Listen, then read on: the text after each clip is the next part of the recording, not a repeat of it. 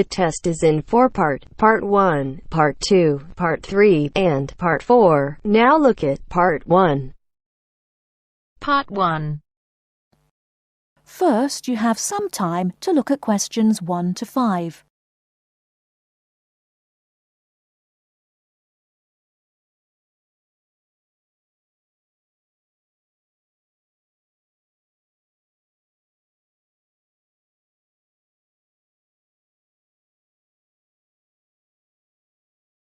Now we shall begin. You should answer the questions as you listen, because you will not hear the recording a second time. Listen carefully and answer questions 1 to 5. Hello, this is Business Nationwide. Daniel speaking. How can I help you? Hi there. I've recently started up a small business, and I noticed on your website that you run some courses for people who are starting up. That's right, we do. We offer 2 courses which may be of interest to you. Our first course is called Getting Started. It's a 2-hour evening course and it runs from 6 p.m. to 8 p.m. We discuss things like, is starting a business right for me? Writing a business plan and some of the legal issues. It runs at various locations in the area. Where are you based? I live in Eastleigh. Eastleigh. So the closest course to you would be in Hanbridge. And the next one is on the 20th of March. Uh-huh. And how much is that? That one is free. OK, well, it might be worth it. But did you say you're trading already? Yes, since about August. Well, you might be better off taking our 3-day course, Business Basics. It's not free, I'm afraid. It's subsidised and costs £80 for the 3 days, unless you've been unemployed in the past 6 months, in which case it's just £20. No, that doesn't apply to me. Before you hear the rest of the conversation, you have some time to look at questions 6 to 10.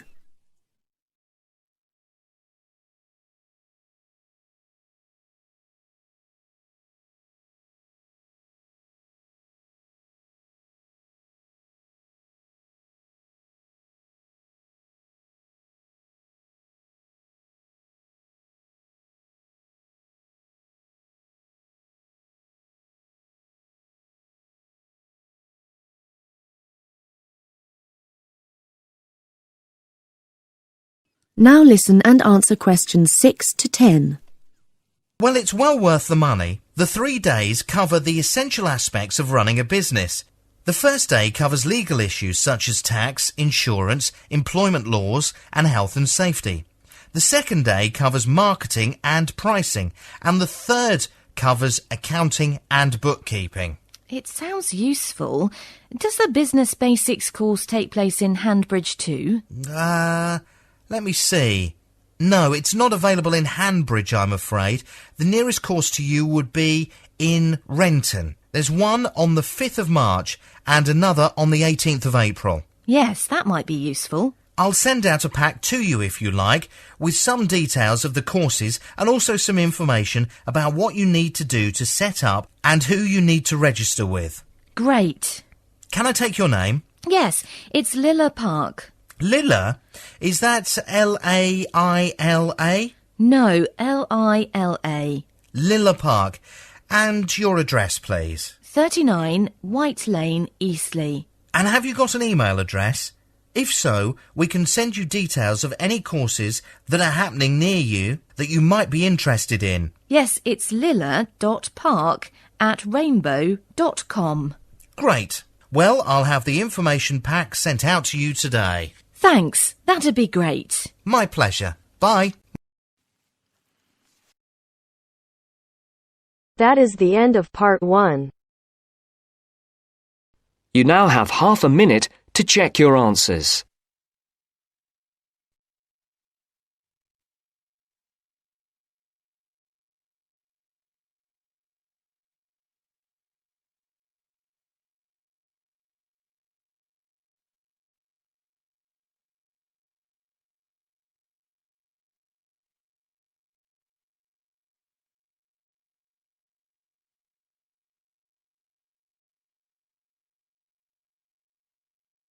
Now turns to Part 2. Part 2. First, you have some time to look at questions 11 to 15.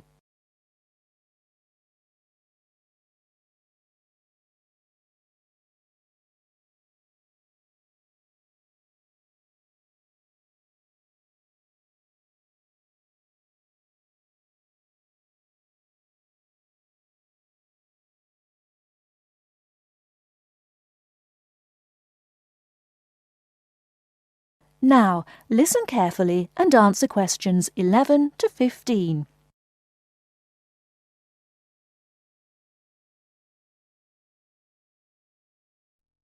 Hello, is this the accommodation office? Yes, how can I help you? Well, I've got a bit of a problem.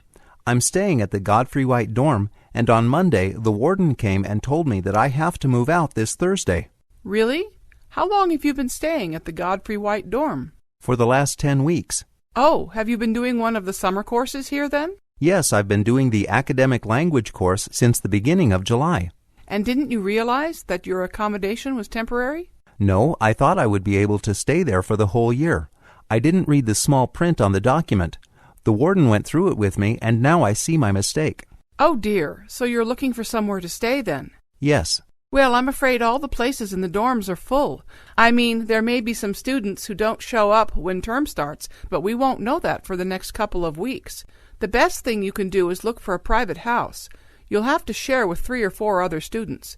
Meals aren't included in the price, of course, as they are in the university dorms, and you'll have to contribute to the electricity bills. Where can I find out about these houses? I've got a list here, but it's not up to date. Rooms are taken up every day, so it's hard to know whether a house has a free place or not. I can give you a photocopy of this list, and you can ring round. Can I use the phone here? I'm afraid not. If we let everyone who asks do that, there'd be someone here all day. Do you have a map? It'd be useful to know where these places are. Yes, I can give you a map. This one's got the bus routes on it, too, so you can find out how easy it is to get from the house to the university. Great. And what if I can't find a place before Thursday? Well, the YMCA offers cheap beds. It's located halfway between here and the city center. You can get a bed in a shared room there, and you can also buy cheap meals. But you should phone up and book a bed in advance. It's very busy this time of year. I'll give you the number. Do you need a pen? No, don't worry. I've got one. So, the number's 482-5903. 482-5903. That's right. Anything else I can help you with? No, that's everything, thanks. Bye.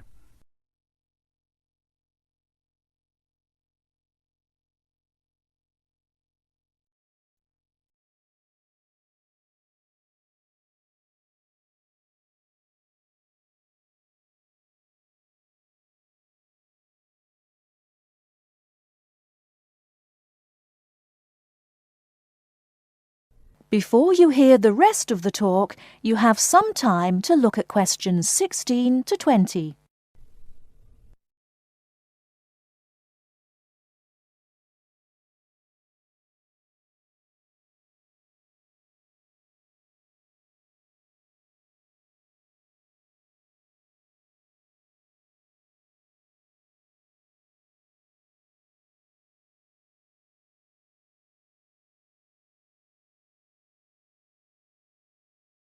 Now listen and answer questions 16 to 20. Morning, everyone. Now, in today's talk, I'm going to talk about tunnels, and I'm going to talk about the main ways in which tunnels are constructed. Now, I'm sure you know what a tunnel is, but I'll give you a definition anyway. It's an underground passageway, and it's completely enclosed, except for exits, usually one at each end. Before you start building any tunnel, it's necessary to perform a comprehensive geotechnical investigation of ground conditions. This is done by taking samples from boreholes. That means drilling a narrow shaft into the ground and analyzing the rock.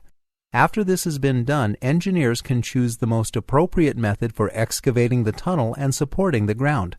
If these samples don't reveal enough information, maybe it's difficult to detect the exact location of faults, for example, then a pilot tunnel will be drilled. Pilot tunnels have a smaller diameter than the main tunnel, and so it will be easier to support should any problems arise. This smaller tunnel can be incorporated into the final tunnel later on. Another alternative is to drill horizontal boreholes ahead of the advancing tunnel face. Now, are there any questions before I go on to construction methods? No? Good.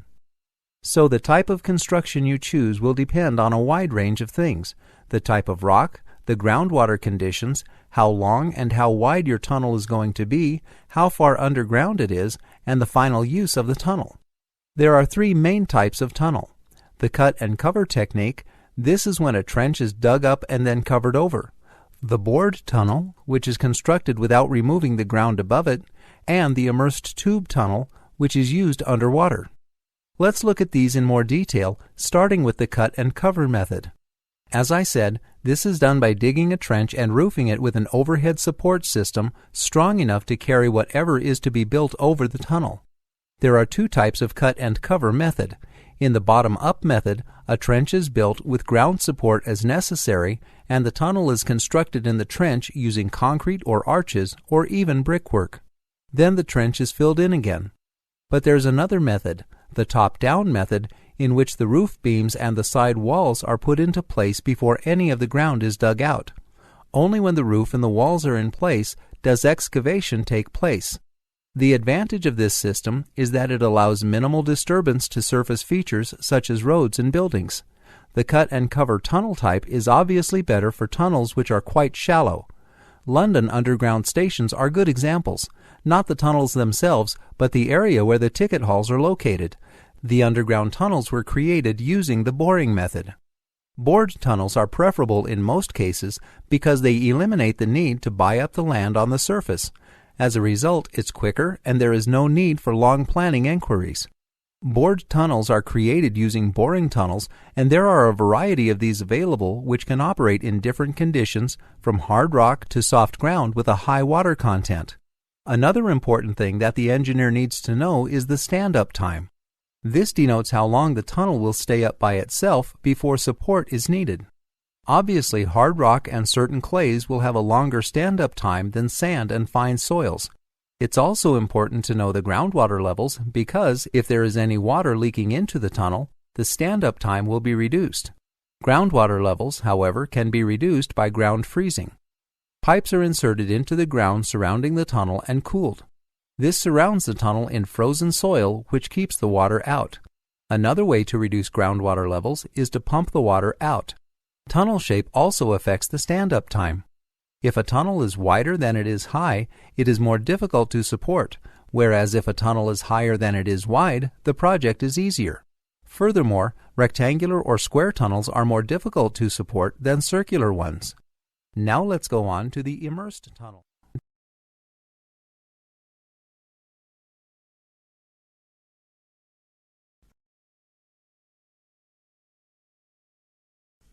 Morning, everyone. Now, in today's talk,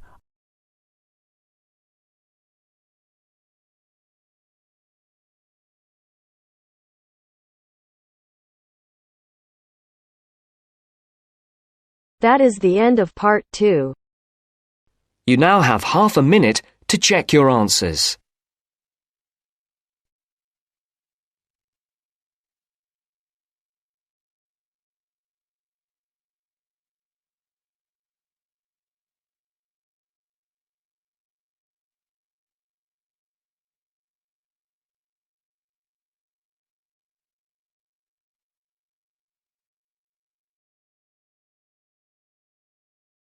Now turn to section 3. Section 3. First, you have some time to look at questions 21 to 27.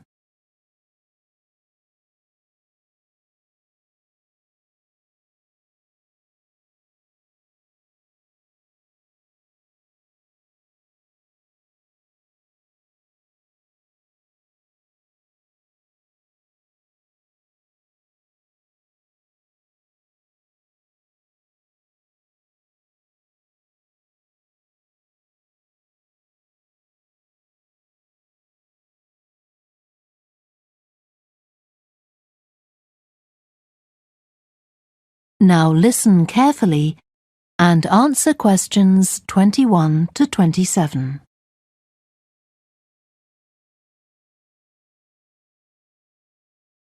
We have arrived at the city of Arcaba in the western part of the country.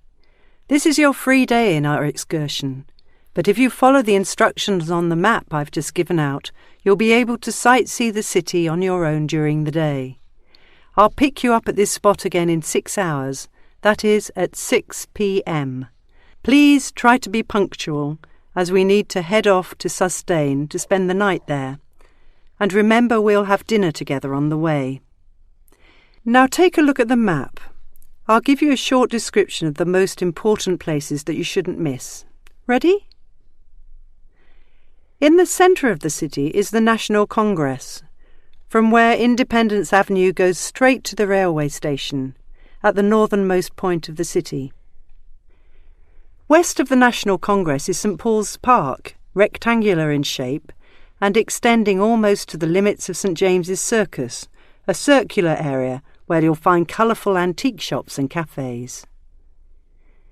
St James's Circus is overlooked by a row of modern buildings belonging to the Army running alongside it on the east. From the National Congress, a straight, narrow road branches off to the left. It reaches the Modern Art Museum just inside the city boundary. Before you hear the rest of the discussion, you have some time to look at questions 28 to 30.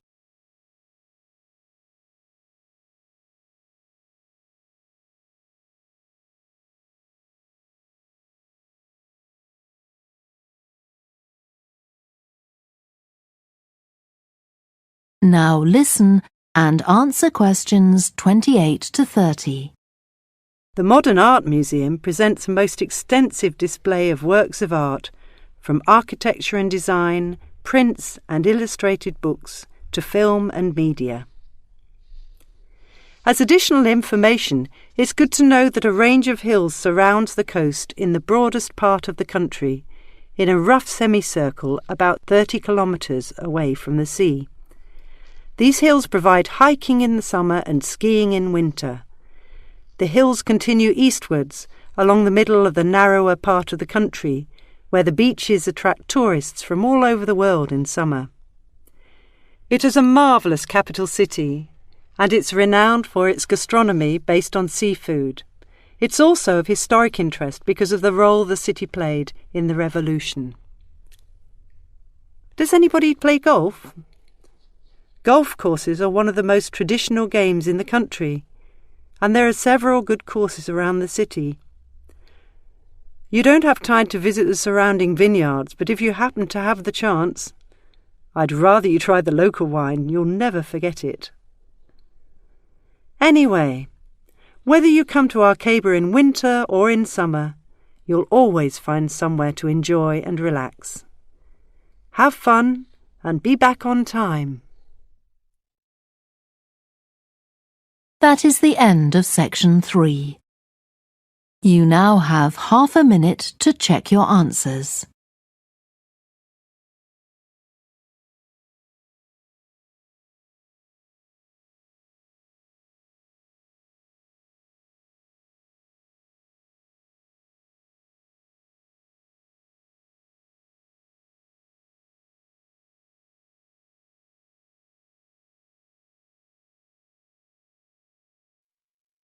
Now turns to part 4.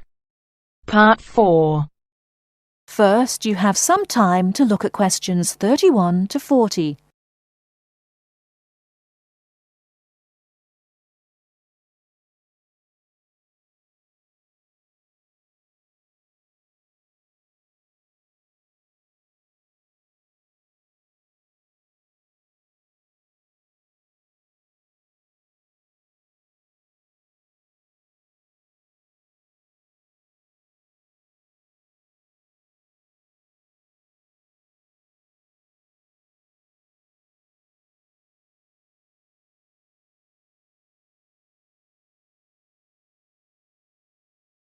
Now listen carefully and answer questions 31 to 40.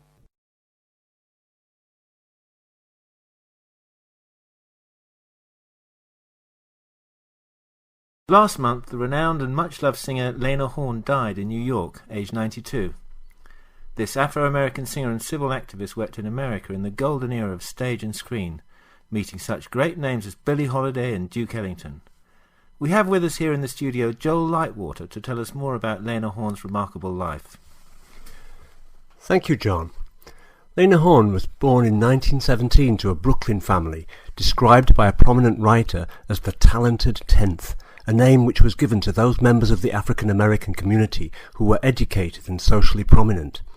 Her family were activists in African American rights. Her grandmother, Cora Calhoun, was in fact the founding member of the NAACP, that is, the National Association for the Advancement of Colored People. Indeed, at the age of 2, Lena was photographed parading in a protest. Her childhood was split between her grandparents' townhouse in Brooklyn and her mother's lodgings in Harlem, her father having left the family when Lena was only 3 years old.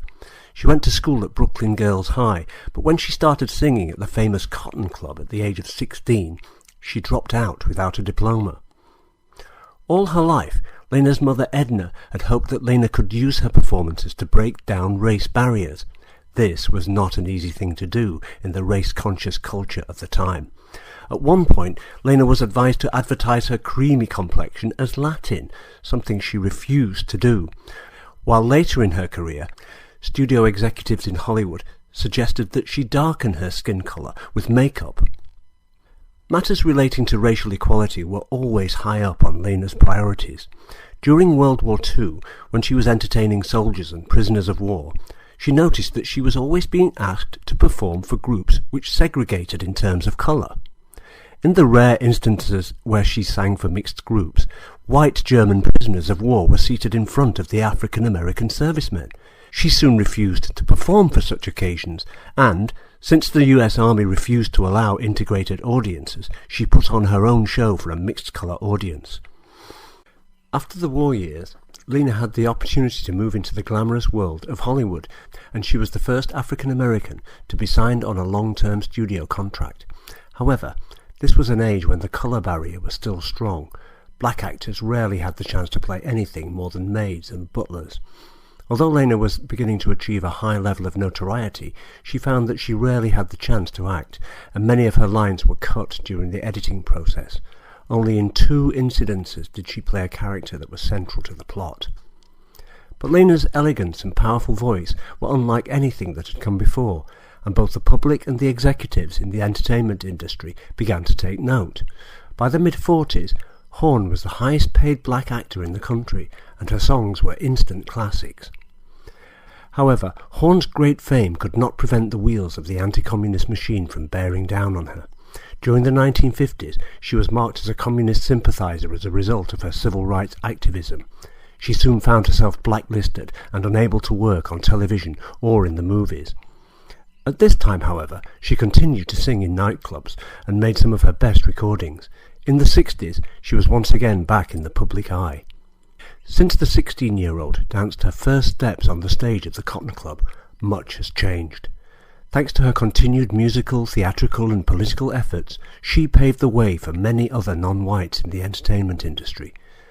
But what she will be remembered for most of all must be her ability to move generations of audiences with her shimmering resonant voice, singing the classic greats like Black Coffee and the unforgettable Stormy Weather. Last month, the renowned and much-loved singer Lena Horne died in New York, aged 92. This Afro-American singer and civil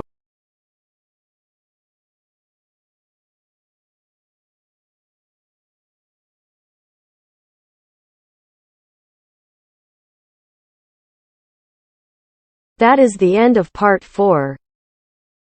You now have half a minute to check your answers.